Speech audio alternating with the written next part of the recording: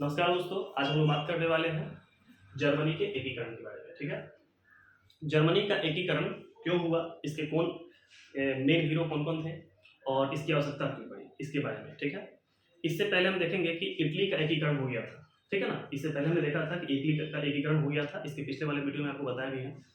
अब आप बात जानते हैं थोड़ा सा कि 1830 में जो फ्रांस की क्रांति हुई थी, उसमें औद्योगिक क्रांति की भी दौर चल रही थी। तो बात 1830 की नहीं है, बात 1815 की है।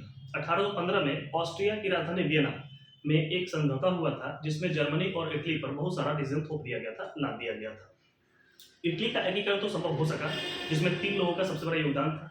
जोसेफ मेत्सनी, उसके बाद में गैरीबाल्डी और काउंट काबू। ठीक है ना, इसमें 3 व्यक्तियों का सबसे बड़ा योगदान रहा था। पेशे से गैरीबाल्डी नाविक था। काउंट काबूर को तलवार कहा गया था और जोसेफ मेत्सनी को मसीहा या उसी को पैगंबर कहा गया था। अब बात ये आती है कि इन तीनों ने तो इटली का एकीकरण किसी भी तरह से संभव कर दिया, या फिर ऐसा कहें कि 1870 के आसपास में इसका संभव हो गया था। लेकिन कि जर्मनी का जो एकीकरण है 1871 में संभव हो पाया। इसका जड़ था मेन ऑस्ट्रिया। ठीक है, ऑस्ट्रिया ने वियना समझौता के दौरान जर्मनी पर बहुत सारे जैसे कह सकते हैं ऐसे कि बहुत सारा नियम लगा दिया था, और वहां पर कोई भी एक आधारभूत केंद्र नहीं रखा था जिसमें इटली अपना शासन खुद से चला सके। सारा कंट्रोलिंग पावर कहां से होता था? ऑस्ट्रिया से। और ऑस्ट्रिया ने इसको कैसे किया था? वियना समझौता के दौरान। ठीक है ना, नेपोलियन बोनापार्ट को भी इसका सबसे बड़ा श्रेय जाता है, क्योंकि इसने जर्मनी को 300 खंडों से, यानी कि 300 राज्यों से, जो 300 राज्यों में पहले से टूटा हुआ था, उसको 39 राज्यों में बांट दिया था। 39 संघ में बांट दिया था। उस संघ का नाम दिया था राइन संघ। उस संघ का नाम क्या दिया था? राइन संघ। आज एग्जाम में पूछता है कि जर्मनी में राइन संघ में सदस्य राज्य कितने थे? तो सदस्य राज्य की संख्या कितनी थी? 39। और ये कितने राज्यों को मिलाकर बनाया गया था? 300 राज्यों को मिलाकर बनाया गया था। ठीक है, इस 300 राज्यों को मिलाकर के 39 राज्य बनाया गया था, जिसका नाम क्या रखा गया था? राइन संघ। और ये राइन संघ किसने बनाया था? नेपोलियन बोनापार्ट ने। 1815 में जो वियना कांग्रेस की समझौता वियना समझौता हुआ था, तो वियना कांग्रेस कभी नहीं चाहती थी कि जर्मनी का एकीकरण हो या इटली का एकीकरण हो। हम बात अभी जर्मनी की कर रहे हैं, इससे जर्मनी की बात ज्यादा करेंगे। जर्मनी के एकीकरण में सबसे ज्यादा जो सबसे कर सकते हैं कि तरह से मसीहा, जैसे इटली के एकीकरण में मसीहा कौन था? जोसेफ मेत्सनी, जिसका नाम मेंजनी है। ठीक है ना, उसी प्रकार यहां से जर्मनी के एकीकरण में बिस्मार्क को कहा जा सकता है कि ये इसके पैगंबर या मसीहा थे। ठीक है ना, अभी बिस्मार्क कौन थे? तो बिस्मार्क जो है प्रसा के चांसलर थे।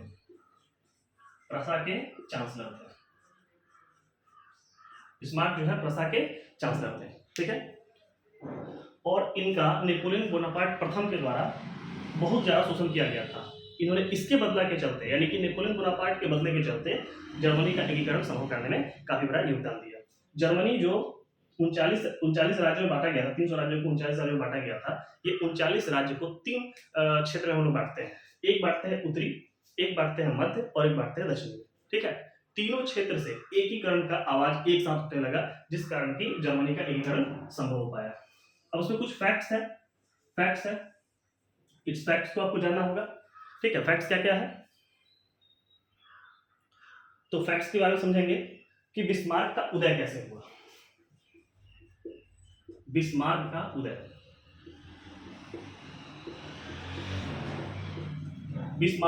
उदय, ये फैक्ट्स आपको बहुत ज्यादा जानकारी रखनी है। ठीक है ना, इसका जन्म 1815 में हुआ था। बिस्मार्क का जन्म 1815 में हुआ था, और ये कुलीन परिवार से थे। और ये क्या थे? कुलीन परिवार से थे। ठीक है, इनकी शिक्षा जो है बर्लिन में हुई थी। शिक्षा कहाँ हुई थी? इनकी शिक्षा बर्लिन में हुई थी। और ये कहाँ के चांसलर थे? तो प्रसा के।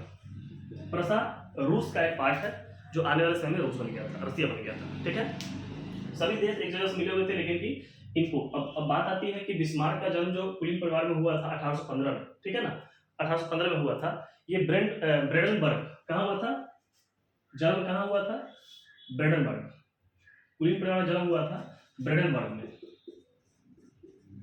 ब्रेडनबर्ग में। ठीक है, अब बात आती है कि इसको इतना ज्यादा लगाव क्यों हुआ था जर्मनी से। ठीक है, जर्मनी से लगाव इसको तो था ही, लेकिन उससे पहले आप ये जानिए कि प्रसा जो है जर्मनी का बहुत बड़ा एक तरह से कह सकते हैं कि शुभचिंतक था।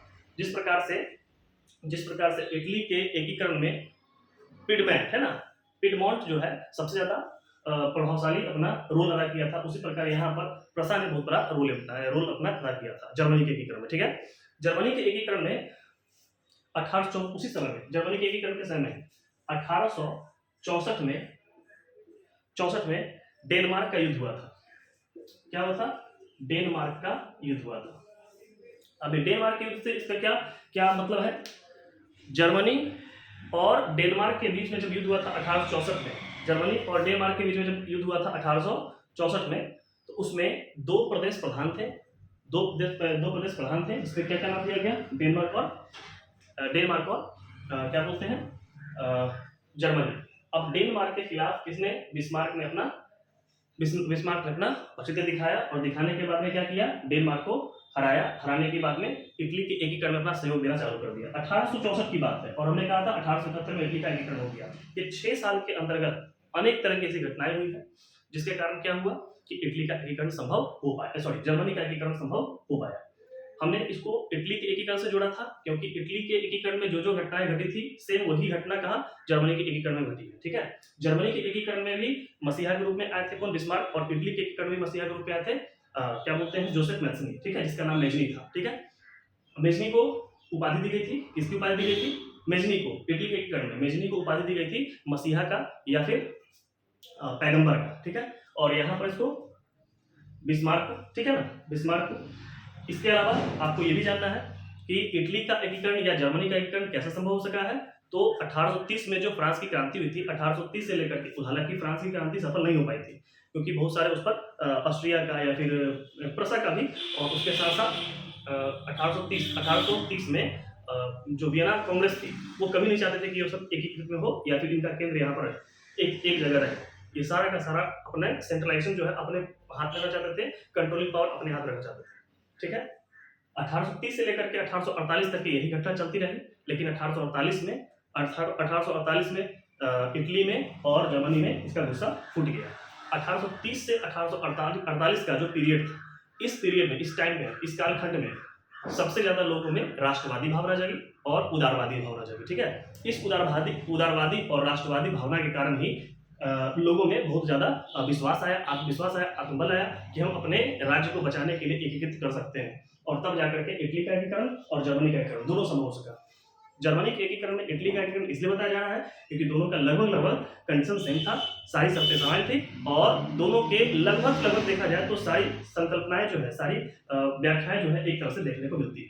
उम्मीद है कि आपको बात समझ में आया होगा। इससे रिलेटेड बहुत सारा क्वेश्चन बनता है, उस क्वेश्चन का एक सीरीज लेकर के आपको नेक्स्ट वीडियो में दे दिया जाएगा। तब तक के लिए मिलते हैं अगले एपिसोड पे। जय हिंद।